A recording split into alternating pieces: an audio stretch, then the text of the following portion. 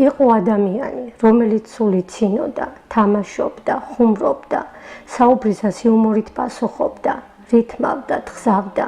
ასეთი საქციელის გამო ხშირად შენიშვნებს ღებულობდა და ისჯებოდა. ვერავინ ამჩნევდა მის ნაღვლიან თვალებს, დარდით და ტკივილით სავსე გულს. ბუნებით ძალიან კეთილი, თბილი, მოსიყვარულე, ყურადღებიანი და ჭკვიანი იყო.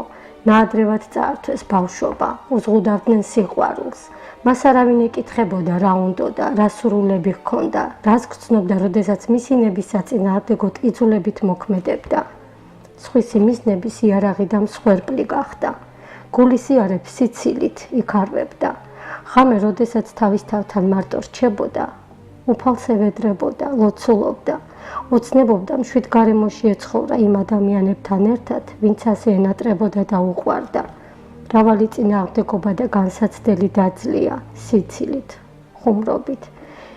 იცის, რომ სიკეთე ყოველთვის იმარჯვებს, უფალს მინდობილი იმედი აქვს, რომ დაიბრუნებს წართმეულ ბედნიერებას და მის თვალებში ისევ აციმცირდება ბრჭყვიალა ვარსკვლავები.